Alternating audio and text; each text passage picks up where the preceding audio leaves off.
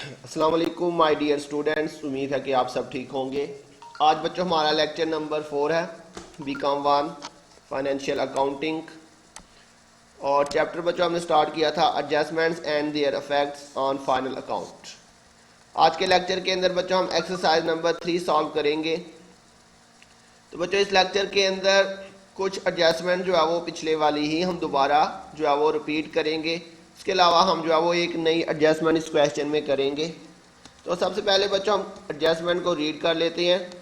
Adjustment number 5 है बच्चों हमारे पास डेप्रिसिएशन।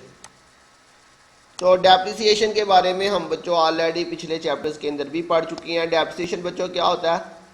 फिक्स्ड एसेट की वैल्यू में जो कमी होती है बच्चों, उसको हम क्या कहते हैं? डेप्रिसिएशन। इसको बच्चों आपने कहाँ पे लिखना है? एक दफ़ा आपने इसको प्रॉफिट एंड लॉस अकाउंट में जाके एक्सपेंस साइड पे बच्चों लिख देना है, और इसका दूसरा फैक्ट बैलेंस शीट में जाके आपने फिक्स्ड एसेट में से इसको माइनस करना है। क्लियर हो गया बच्चों? आज के लिए यही एडजस्टमेंट है, इसको अच्छी तरह से याद कर ले।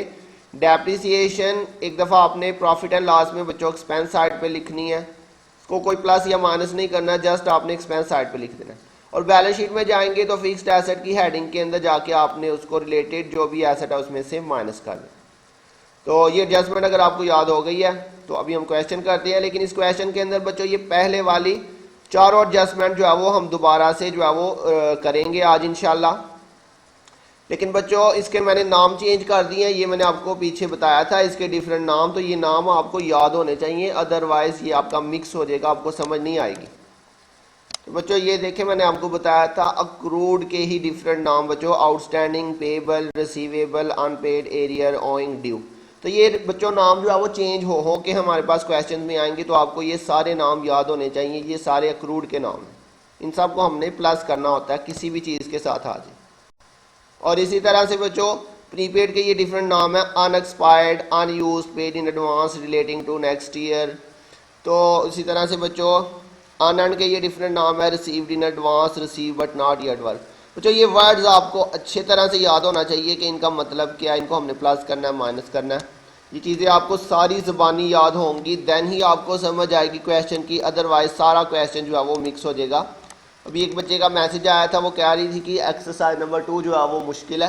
तो बच्चों अभी तो ये स्टार्टिंग है, अभी तो इतनी सारी एडजस्टमेंट्स पड़ी हुई हैं, ये आपको तब ही समझ आ सकेगी अगर आपको ये पीछे से काम जो है वो सारा याद होगा। तो जी बच्चों आज के क्वेश्चन में हम ये पहली 5 की 5 एडजस्टमेंट जो है वो सारी की सारी दोबारा से रिपीट करने जा रहे हैं। तो एक्सरसाइज नंबर 3 है बच्चों, थोड़ी सी लेंथी है क्योंकि इसमें मैंने सारी एडजस्टमेंट दोबारा से रिपीट की हैं, तो इसलिए ज़रा ध्यान से और आराम से आपने इसको समझना है। तो कह रहा है जी, from the following information provided by mister Hamad provided by Hamad and Bros, prepare trading and profit and loss account for the year ended 31st December 2016 and balance sheet भी बनानी है and balance sheet। जी बच्चों तो सबसे पहले देखिए जी, इसमें हमारे पास इसका फॉर्मेट बना लेते हैं। फॉर्मेट मैंने ऑलरेडी बच्चों बनाया हुआ है, इसका नाम आ जाएगा trading and profit and loss account, date आ जाएगी उसकी। सबसे पहले बच्चों हमने ओपनिंग स्टॉक लिखना होता है, तो देखते हैं बच्चों ये उसने हमें ओपनिंग स्टॉक दिया हुआ है जी, स्टॉक ऑन 1 अप्रैल 2015।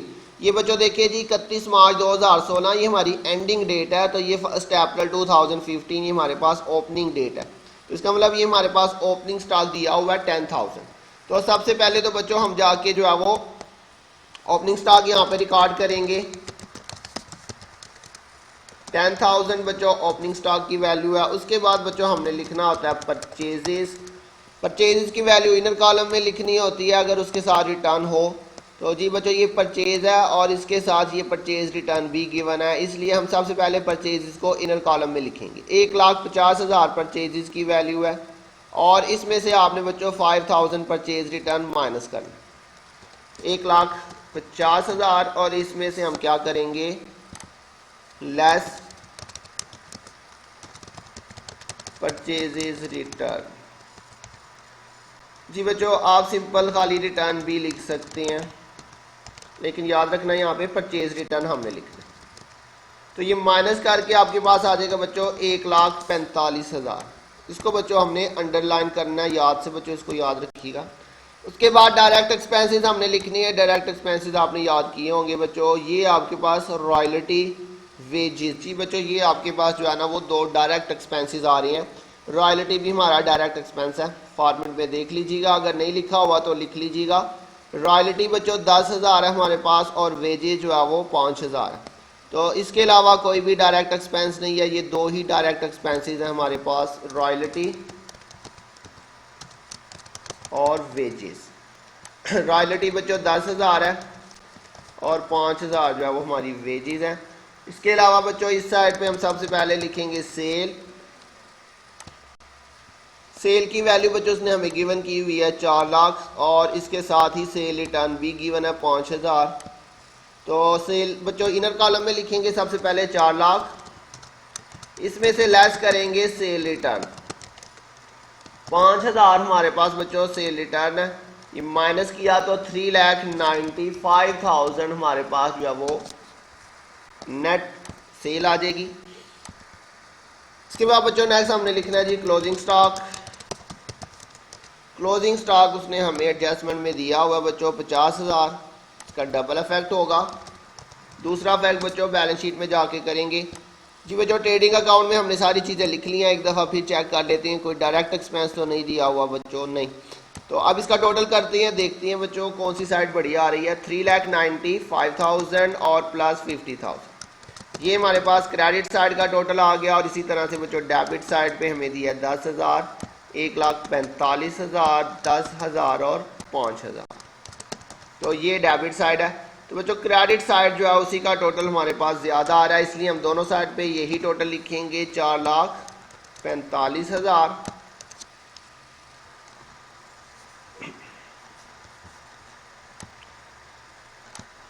जी बच्चों अब इन दोनों का डिफरेंस लेते हैं, देखते हैं कितना डिफरेंस आ रहा है हमारे पास। 4,45,000 और माइनस 1,70,000 किया तो ये बच्चों 2,75,000। और इनमें से छोटी साइड बच्चों कौन सी है, डेबिट साइड छोटी है, ये हमारे पास बच्चों डेबिट साइड है। तो यहाँ पे ये डिफरेंस हम लिखेंगे और इसको हमने बच्चों क्या लिख लेना जी, ग्रॉस प्रॉफिट CD।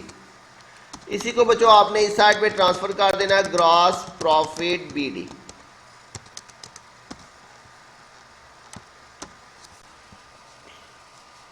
जी बच्चों इस साइड पे इनडायरेक्ट एक्सपेंसेस हमने रिकॉर्ड करने हैं। इनडायरेक्ट एक्सपेंसेस में देखिए बच्चों ये आपके पास सैलरीज आ रहा है, लेकिन इनसे रिलेटेड जो है वो कुछ एडजस्टमेंट्स भी हैं। तो पहले हम ये एडजस्टमेंट रीड कर लेते हैं। तो ये देखिए लिखा हुआ जी, charge depreciation 10% on furniture and machinery, rent receivable. जी बच्चों रिसीवेबल पेबल ये आउटस्टैंडिंग के ही नाम है, अक्रूड आउटस्टैंडिंग, और उसके लिए हमने पढ़ा था कि हमने इसको रिलेटेड एक्सपेंस या इनकम में प्लस करना होता है।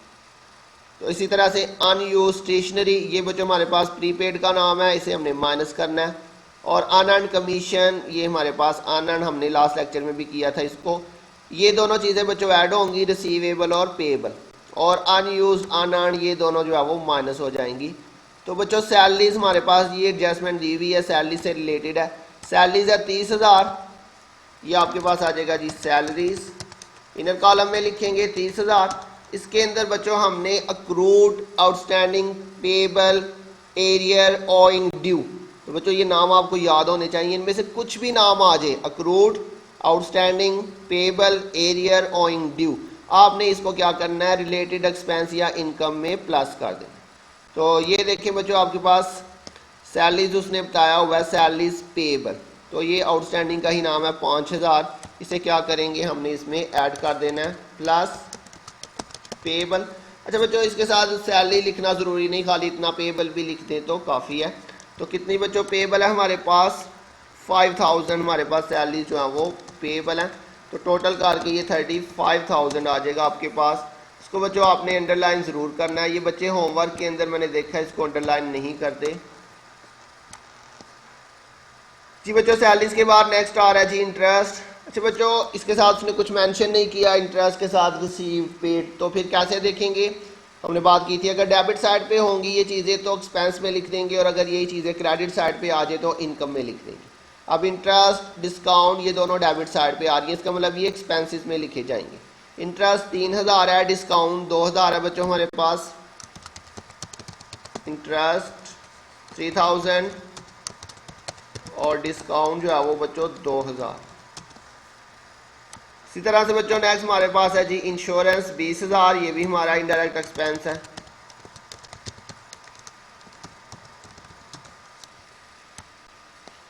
इंश्योरेंस के बाद है बच्चों प्रिंटिंग एंड स्टेशनरी, इसकी एडजस्टमेंट भी बच्चों दी हुई है। ये देखिए जी अनयूज स्टेशनरी, तो बच्चों अनयूज जो है ये प्रीपेड का ही नाम है, अगर आपने नाम याद किए हुए हैं, prepaid, unexpired, paid in advance, unused. Clear हो गया बच्चों? तो अनयूज प्रीपेड का ही नाम है, और इसका हमने क्या करना होता है, प्रीपेड को बच्चों रिलेटेड एक्सपेंस में से माइनस बैलेंस शीट में करंट एसेट। तो प्रिंटिंग एंड स्टेशनरी में जाके बच्चों हमने अनयूज स्टेशनरी को माइनस कर देना। तो प्रिंटिंग एंड स्टेशनरी की वैल्यू है 6000 और ये है जी 2000। तो यहाँ पे जाके लिखते हैं बच्चों प्रिंटिंग एंड स्टेशनरी 6000 इसकी वैल्यू है, और इसमें से हमने क्या करना है बच्चों, लेस प्रीपेड अनयूज्ड। 2000 बच्चों हमारे पास अनयूज्ड है, तो ये माइनस हो के 4000 आपके पास इसका बैलेंस आ जाएगा, और जो अनयूज्ड है वो बैलेंस शीट में करंट एसेट में भी लिखा जाएगा। इसके बाद एडवर्टाइजमेंट बच्चों हमारा एक्सपेंस है 35,000।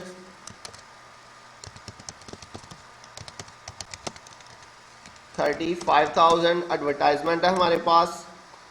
उसके बाद बच्चों कैश इन हैंड हमारा एसेट है, sundry debtors, investment, machinery, furniture, drawing, income tax. जी बच्चों ये हमारे सारे जो है वो बैलेंस शीट में चीज़ें जाएंगी। दूसरी साइड पे देखिए बच्चों कमीशन दिया हुआ है, तो ये क्रेडिट साइड पे है बच्चों, हमने बात की थी क्रेडिट पे होगा, तो ये हमारी इनकम में लिखा जाएगा। जैसे कि ये कमीशन है और इसके साथ बच्चों रेंट, ये दो चीज़ें उसने क्रेडिट साइड पे दी हैं, तो ये दोनों हमारी इनकम होंगी। और इन दोनों चीज़ों से रिलेटेड बच्चों एडजस्टमेंट भी है। तो सबसे पहले कमीशन देखते हैं जी। 5000 हमारे पास कमीशन है, ये इनकम साइड पे आ जाएगी चूँकि क्रेडिट साइड पे दिया हुआ है। कमीशन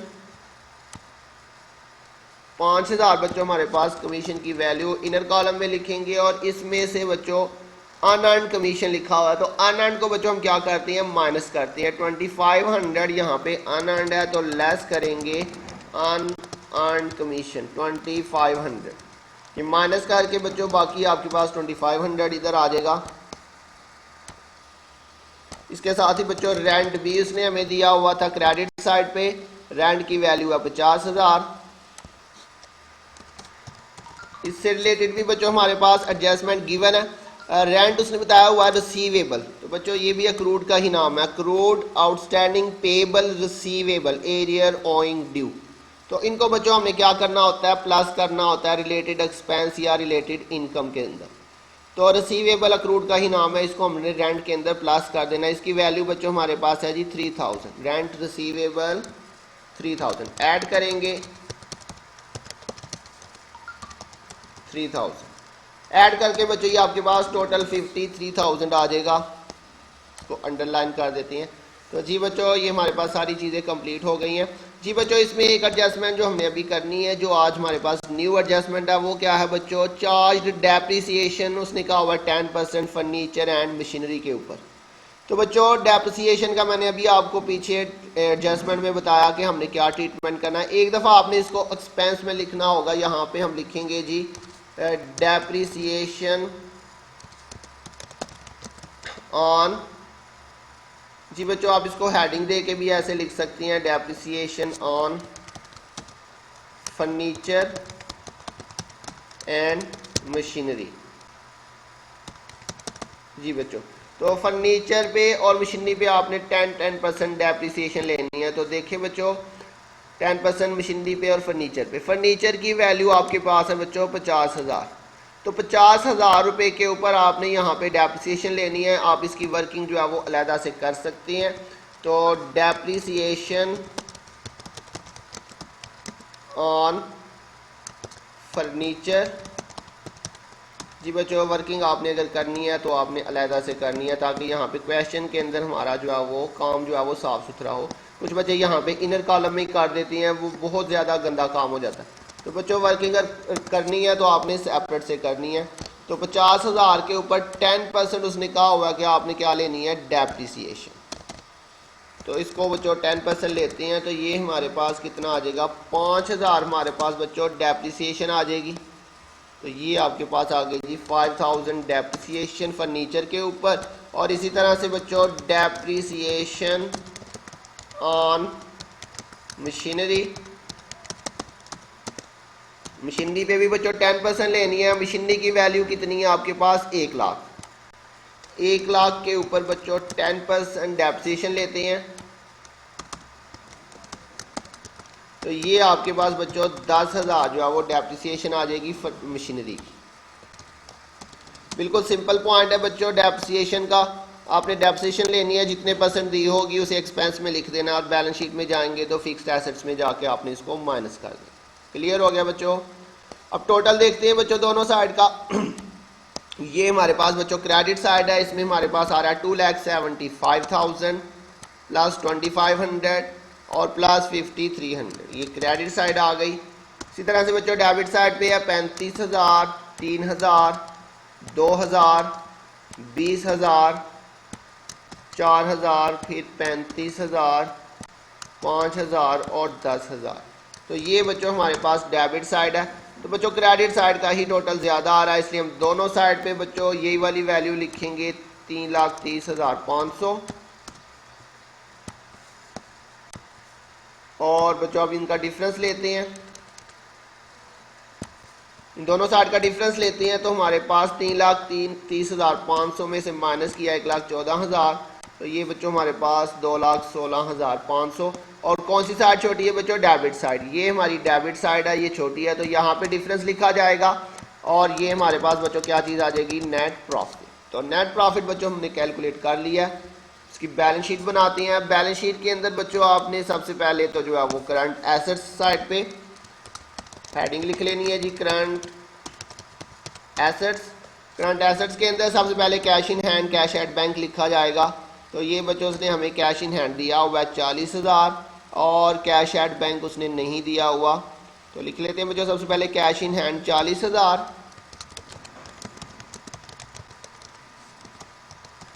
उसके बाद बच्चों कैश एट बैंक नहीं दिया हुआ। नेक्स्ट हम डेटर्स लिख लेते हैं। डेटर उसने गिवन किया हुआ है हमें सन्डी डेटर्स 3 लाख जी बच्चों, सन्ड्री डेटर्स 3 लाख है हमारे पास।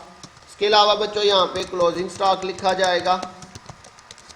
क्लोजिंग स्टॉक उसने हमें एडजस्टमेंट में दिया था, इसलिए इसका हम डबल अफेक्ट कर रहे हैं 50,000। एक दफ़ा ट्रेडिंग अकाउंट में लिखा और एक दफ़ा करंट एसेट्स के अंदर। इसके अलावा बच्चों मजीद देखते हैं कोई करंट एसेट यहाँ पे उसने दिया हो। इंटरेस्ट डिस्काउंट, ओ सॉरी बच्चों डिस्काउंट हमने शायद मिस कर दिया, डिस्काउंट हमने ऊपर नहीं लिख लिया हुआ। ओके जी बच्चों।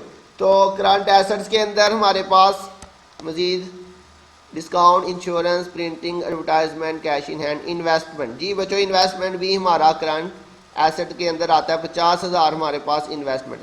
अच्छा बच्चों इन्वेस्टमेंट दो किस्म की होती है, एक शॉर्ट टर्म और एक लॉन्ग टर्म। तो जब इन्वेस्टमेंट के साथ कुछ भी ना मेंशन हो तो हम उसको शॉर्ट टर्म ही कंसीडर करेंगे। क्लियर हो गया, ये पॉइंट याद रखिएगा। इन्वेस्टमेंट के साथ कुछ भी ना मेंशन हो तो वो शॉर्ट टर्म इन्वेस्टमेंट होती है। तो 50,000 बच्चों, और जो शॉर्ट टर्म होती है वो हम करंट एसेट्स के अंदर लिखते हैं। यहाँ पे आएगा जी इन्वेस्टमेंट 50,000, ये शॉर्ट टर्म कंसीडर हमने की है। अब इसके अलावा बच्चों जो एडजस्टमेंट्स थी उसके अंदर जो इनकम है, इनकम बच्चों देखें दो इनकम है हमारे पास, कमीशन और रेंट।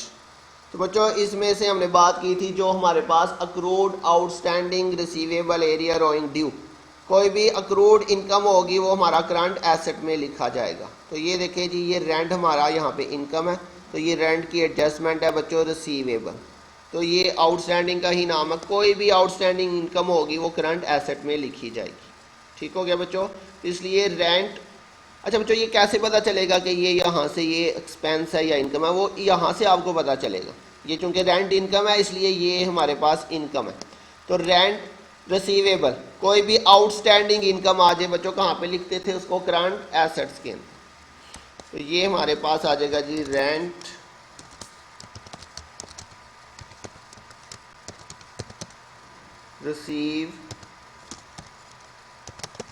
Rent receivable. तो जी बच्चों सिर्फ हमने एडजस्टमेंट वाली वैल्यू लिखनी है, 3,000 इसकी वैल्यू है हमारे पास। इसके अलावा बच्चों ये देखिए जी अनयूज स्टेशनरी, ये प्रीपेड का ही नाम है, मैंने आपको बताया था, और प्रीपेड भी हमारा करंट एसेट में लिखा जाता है। तो अनयूज स्टेशनरी 2000 ये भी हमारा करंट एसेट है। अनयूज स्टेशनरी, अनयूज स्टेशनरी बच्चों 2000 है। ये चीज़ें बच्चों आपने याद रखनी है, ये मैं आपको बता सकता हूँ लेकिन याद आपने खुद करनी है कि accrued outstanding receivable arrear owing due income के साथ आ जाए तो वो करंट एसेट में आएगा। इसी तरह प्रीपेड जो है वो भी हमारा करंट एसेट्स में आएगा। जी बच्चों बस हमारे पास ये करंट एसेट्स कंप्लीट हो गए हैं। अब उसके बाद लॉन्ग टर्म इन्वेस्टमेंट उसने नहीं दिया हुआ। नेक्स्ट हमारे पास बच्चों फिक्स्ड एसेट्स की हेडिंग आएगी। फिक्स्ड एसेट्स के अंदर उसने हमें दो चीज़ें दी हुई थी, फर्नीचर और मशीनरी। तो फर्नीचर की वैल्यू थी 50,000। इसमें से बच्चों आपने इसकी जो डेप्रिसिएशन कैलकुलेट की थी वो आपने लेस कर देनी है। डबल इफेक्ट मैंने आपको बताया था डेप्रिसिएशन का। हमने बच्चों क्या करना है, एक दफ़ा आपने इसको एक्सपेंस में लिखना है, जैसे ये हमने कैलकुलेट करके यहाँ पे लिखी डेप्रिसिएशन ऑन फर्नीचर 5000। तो एक दफ़ा आपने इसको एक्सपेंस में लिखा और इसी 5000 को आपने इसका दूसरा इफेक्ट बच्चों क्या करना है, फिक्स्ड एसेट में जाके आपने इसको माइनस कर देना। तो कितना यहाँ पे बच्चों माइनस होगा, 5000 जो इसकी डेप्रिसिएशन आई है, तो माइनस करके 45,000 आपके पास ये बाकी जो वैल्यू है वो यहाँ पे लिखी जाएगी। इसी तरह से बच्चों मशीनरी है, मशीनरी की वैल्यू थी 1 लाख और इसकी भी आपने बच्चों जो डेप्रिसिएशन है वो माइनस कर देनी है। ये आपने मशीनरी की डेप्रिसिएशन निकाल के यहाँ पे लिखी थी 10,000। 10,000 बच्चों आपने ये भी माइनस कर देना है, तो ये आपके पास 90,000 जो है वो माइनस करके आ जाएगा। दूसरी साइड पे बच्चों सबसे पहले करंट लायबिलिटीज लिखेंगे। करंट लायबिलिटीज के अंदर हमने सबसे पहले लिखना होता है क्रेडिटर्स। तो बच्चों ये उसने हमें दिया हुआ है सन्डी क्रेडिटर्स 1 लाख।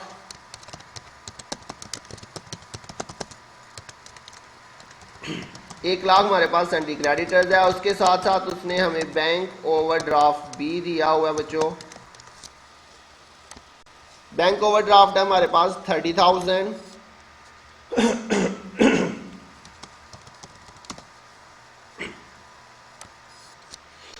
जी बच्चों बैंक ओवरड्राफ्ट के अलावा हमारे पास और कोई भी करंट लायबिलिटी यहाँ पे नहीं है।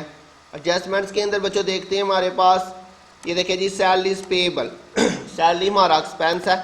तो बच्चों ये देखिए जी सैलरी एक्सपेंस है। तो कोई भी हमारे पास accrued outstanding payable arrear owing due expense के साथ आ जाए तो हमने उसको करंट लायबिलिटी में लिखना होता है। तो सैलरीज पेएबल 5,000 ये हमारे पास यहाँ पे आएगा सैलरीज पेएबल। ये मैंने आपको फॉर्मेट में भी लिखवाया हुआ है। मैंने आपको बताया था अकाउंट्स पेएबल, नोट्स पेएबल, कुछ भी आ जाए, किसी के साथ भी पेएबल आ जाए, किसी भी चीज़ के साथ बच्चों पेएबल आ जाए तो आपने उसको करंट लायबिलिटी के अंदर लिखना होता है। 5,000 हमारे पास सैलरीज पेएबल है और इसके साथ ही बच्चों अनअर्न्ड कमीशन। अनअर्न्ड हमने बात की थी, हमारी करंट लायबिलिटी होती है अनअर्न्ड या रिसीव्ड इन एडवांस लिखा होगा। तो अनअर्न्ड कमीशन हमारी जो है वो इनकम हमने एडवांस में रिसीव कर लिया है 2500, ये हमारी करंट लायबिलिटी है।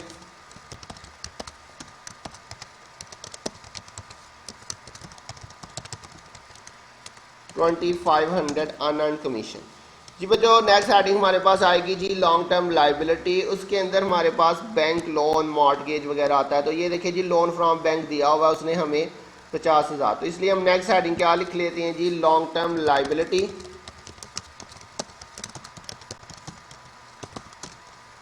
लोन फ्रॉम बैंक 50,000 बच्चों लोन फ्रॉम बैंक है। उसके बाद नेक्स्ट हेडिंग आएगी जी ऑनर्स इक्विटी की।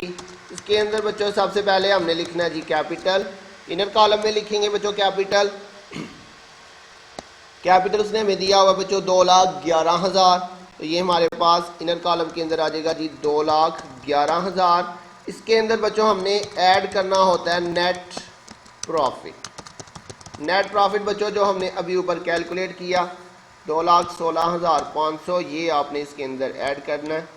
इसको ऐड करके आपने बच्चों इनर कॉलम में ही लिखना है। अभी फ़िलहाल इसमें से कुछ चीज़ें हमने माइनस भी करनी है। तो बच्चों पहले आपने ये प्लस करके उसके बाद आपने इसमें से अगर कोई चीज़ माइनस होनी है तो वो आपने लिखनी है।